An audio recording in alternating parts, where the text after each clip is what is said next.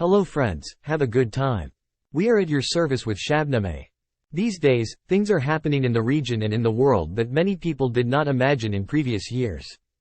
Iran has been invited to the BRICS meeting, while France had requested to be invited as a guest of honor this year. France is now involved in crises.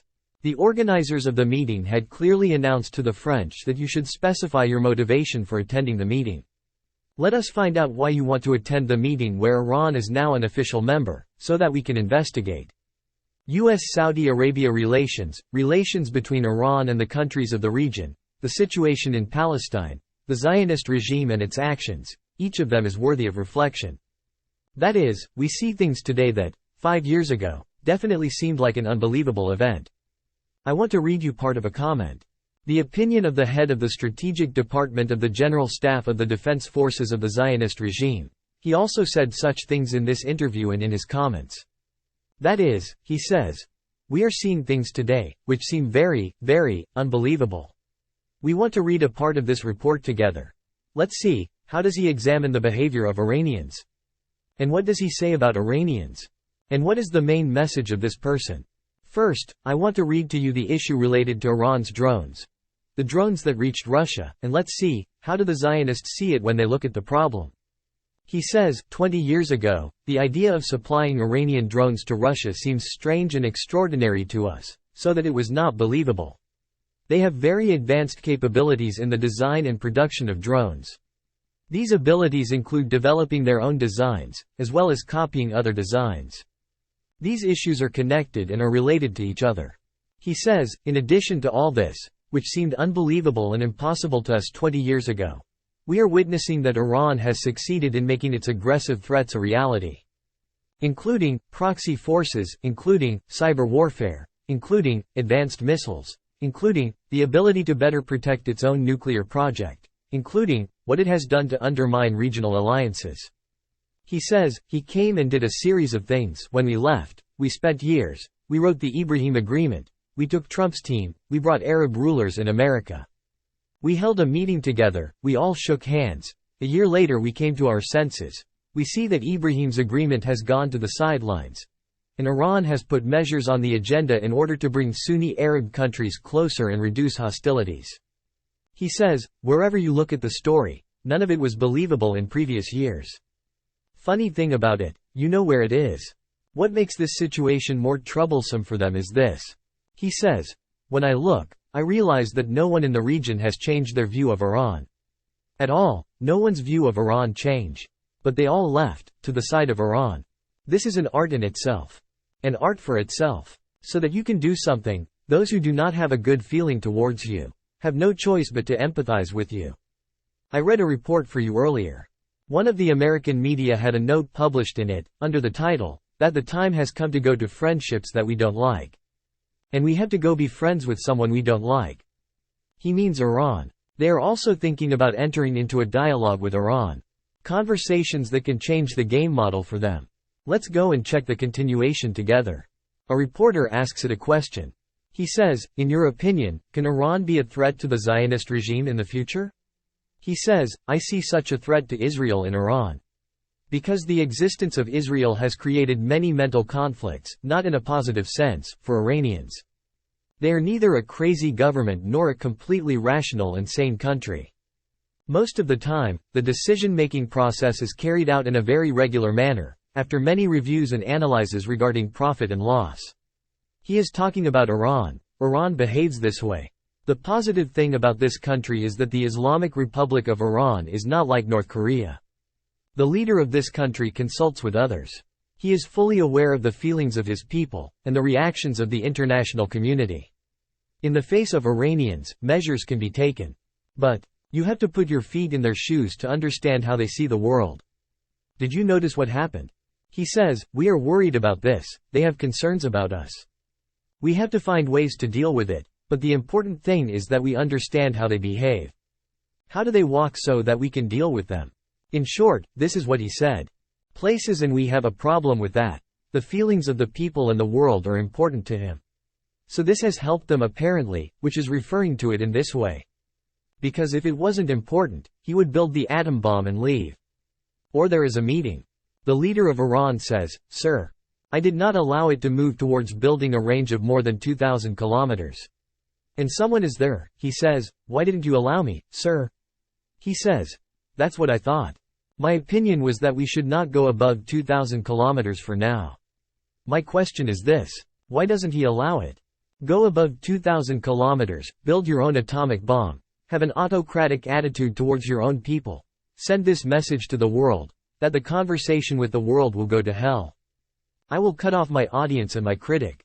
I have these too, if you want, come and use my capacity. After that, be sure that the world will come to you." Didn't they go to bin Salman, who killed his own critic? When you have an atomic bomb, you have a long-range missile, you have leverage on your own people, yet you prove that you don't care about the world's opinion at all. They say, okay.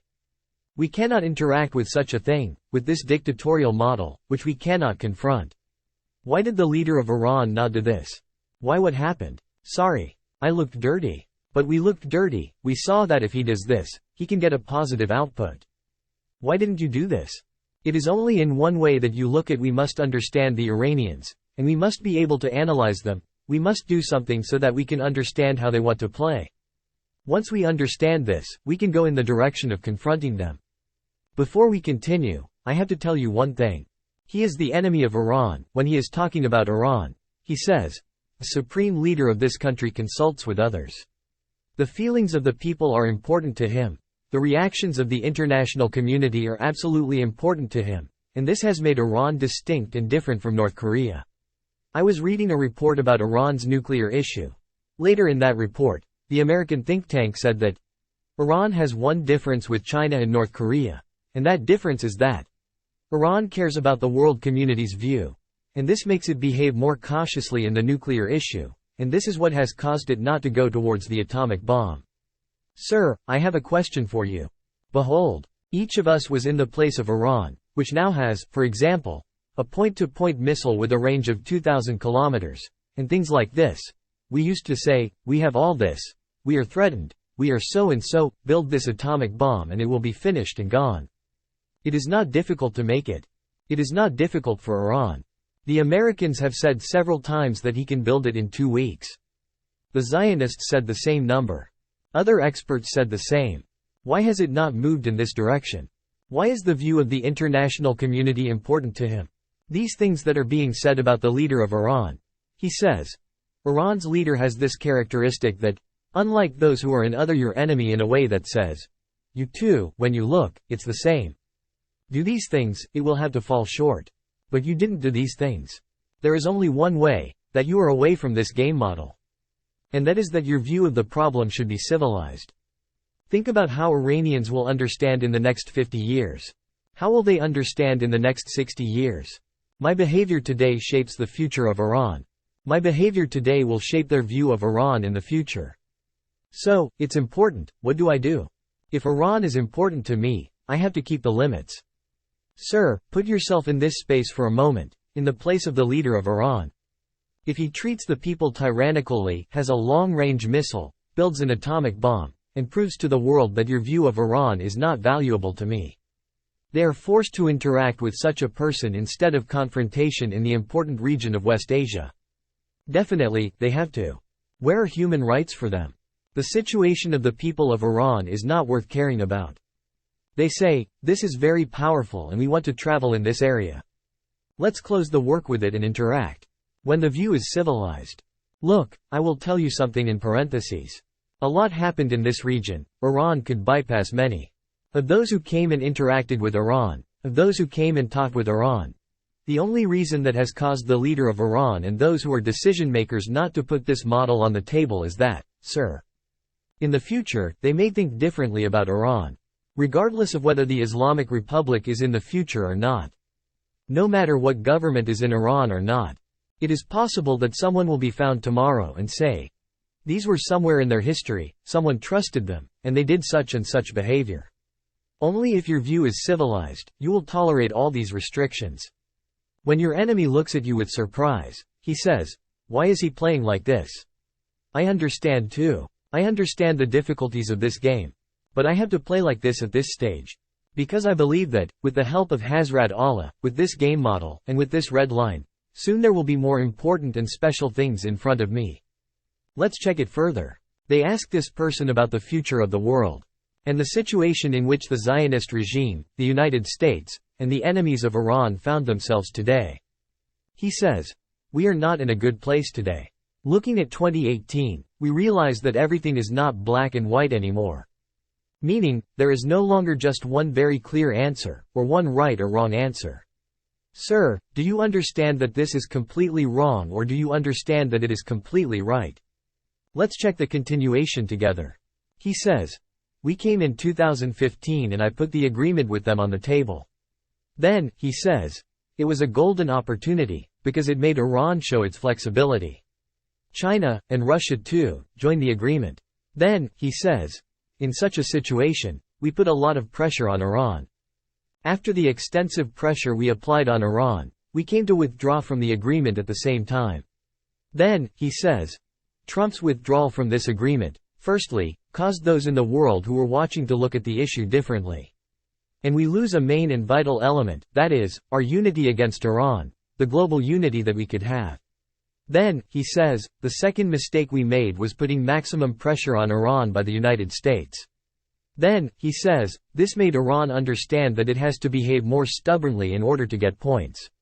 On the other hand, we were so wrong in the evaluations that we felt that the second scenario could be possible as well.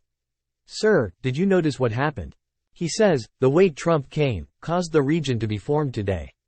Iran's model should change, it should do things in the nuclear field, its view towards America should become negative, it should behave more stubbornly, it should stubbornly advance its own game.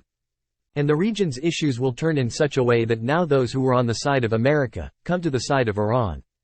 One last point he said was very interesting. He says, "Where did all this come from? At all, a question. Sir, if we want to assume that they withdrew from the JCPOA in 2018, they made a mistake. If we want to assume this, why did they make this mistake?